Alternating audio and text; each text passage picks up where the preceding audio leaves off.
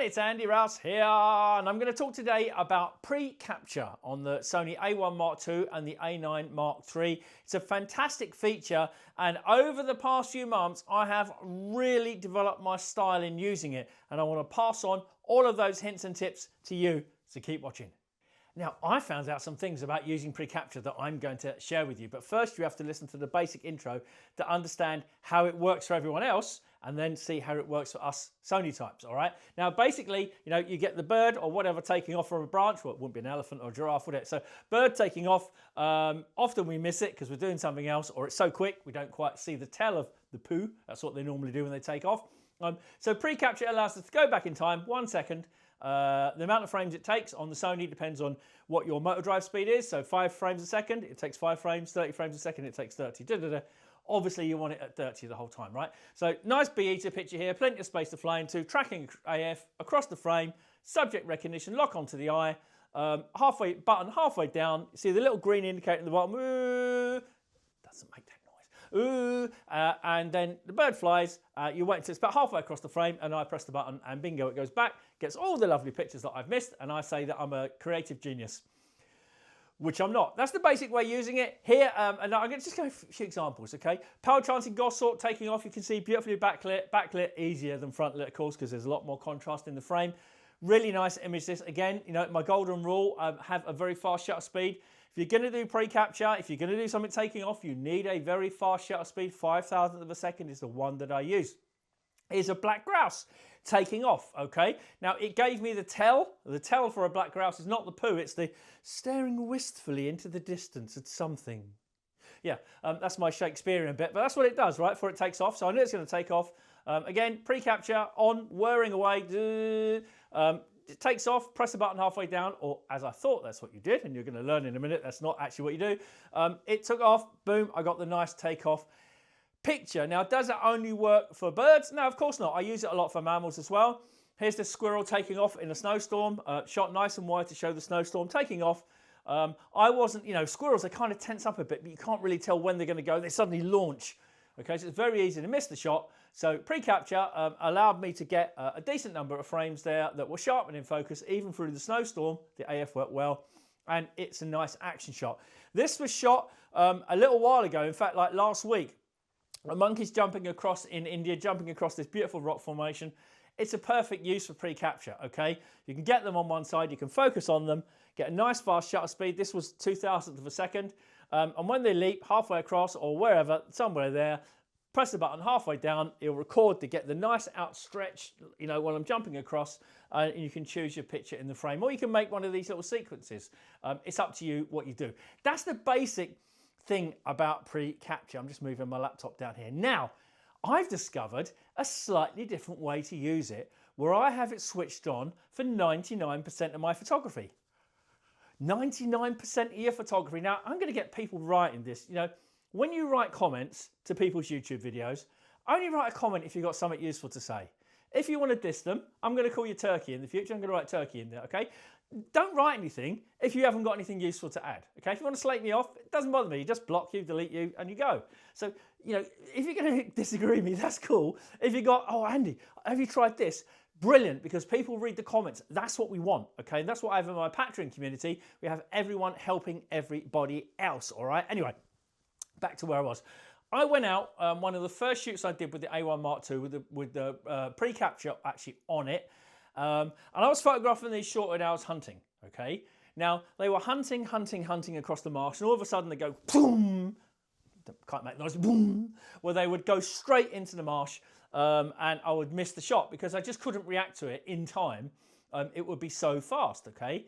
Now, what I wanted to do was maybe go back in time. I'm tracking them, where it would kind of go back in time and get the dive, okay? Well, I discovered that you could have pre-capture on the whole time because of the Sony implementation.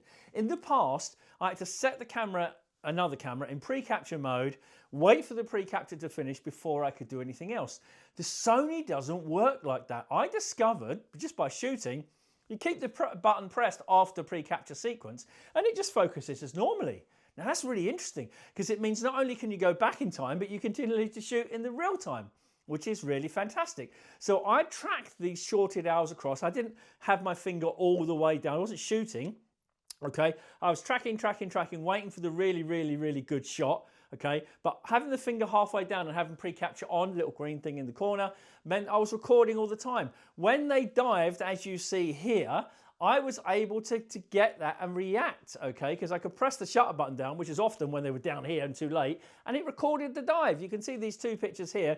You know, they're not going to win any awards. They weren't. If they were backlit, it would be better. I've done actually a barn out on this technique that you're seeing on the screen right now that's backlit, and it caught me by surprise, but I used exactly the same technique in extremely low light to get it.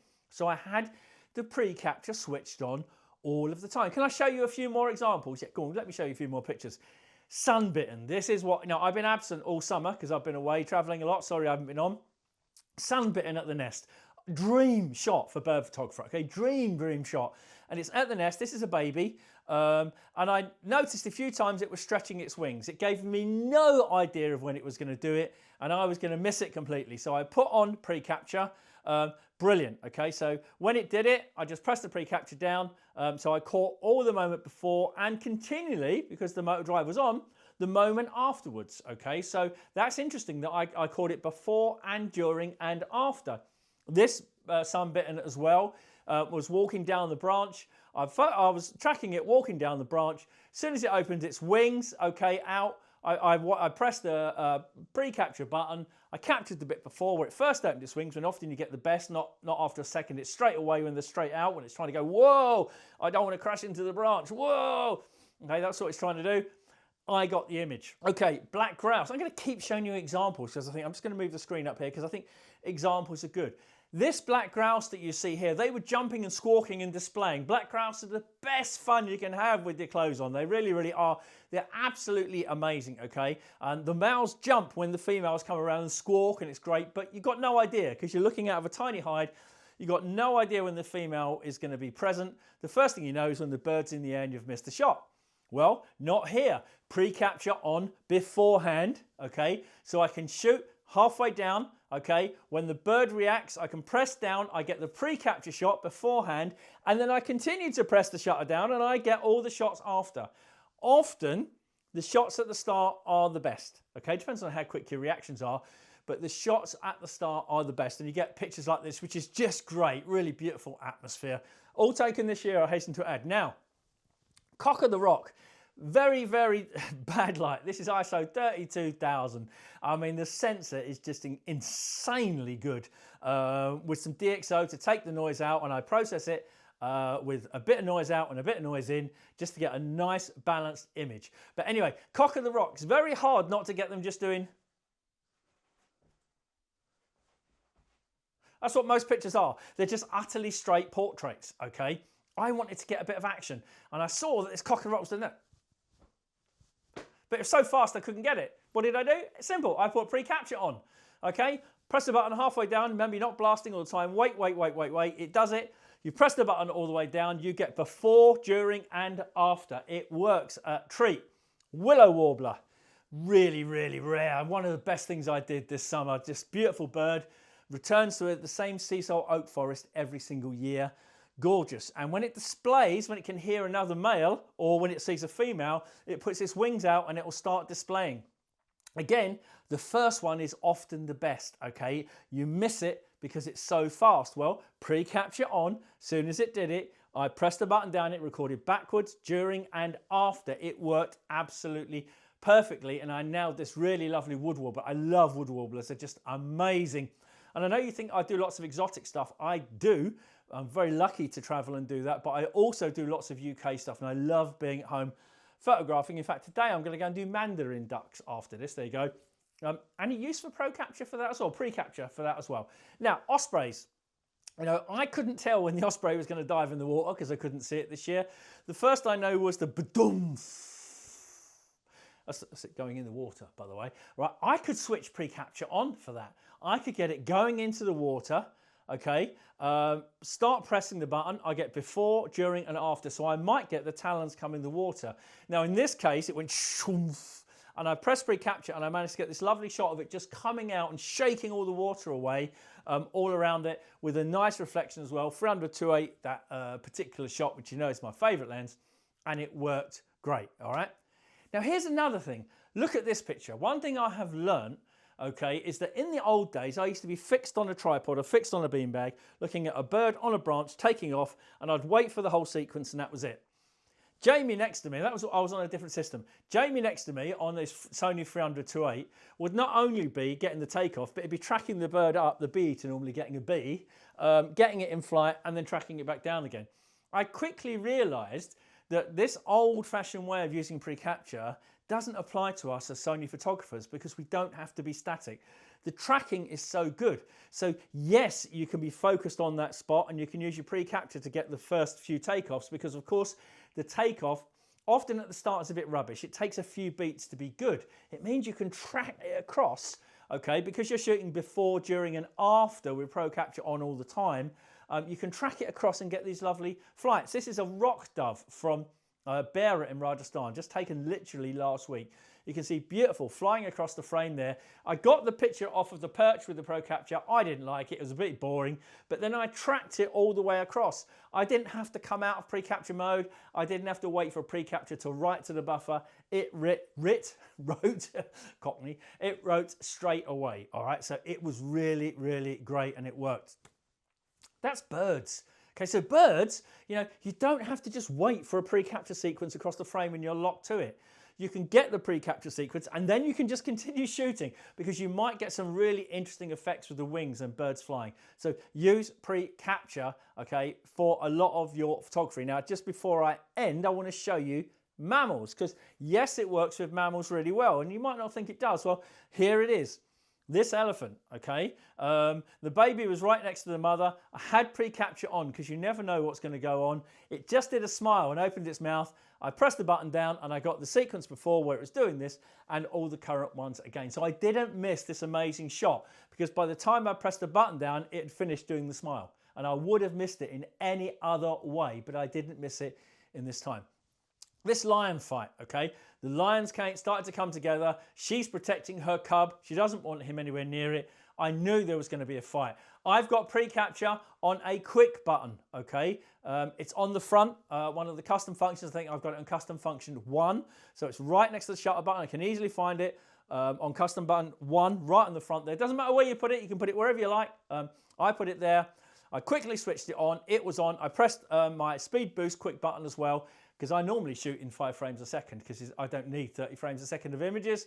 I use the speed boost, another video on that coming, to bang the speed up a lot in conjunction, in tandem if you like, with Pro Capture. I think they go actually together. It would be nice if I could program a button that would do both.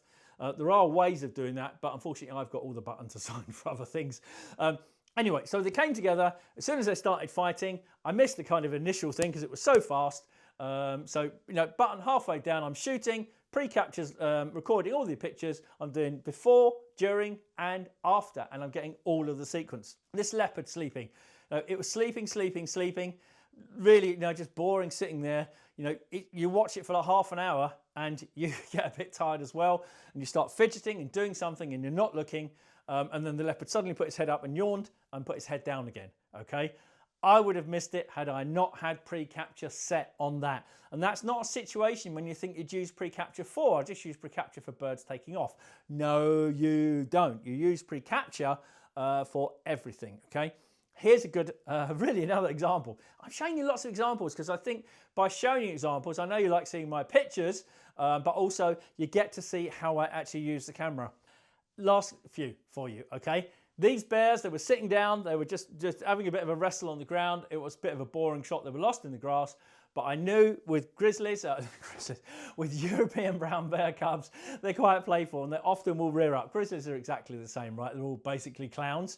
I knew they would rear up. I knew I'd probably miss it and I probably wouldn't react it. So I put pre-capture on, pressed my quick button, pressed it on.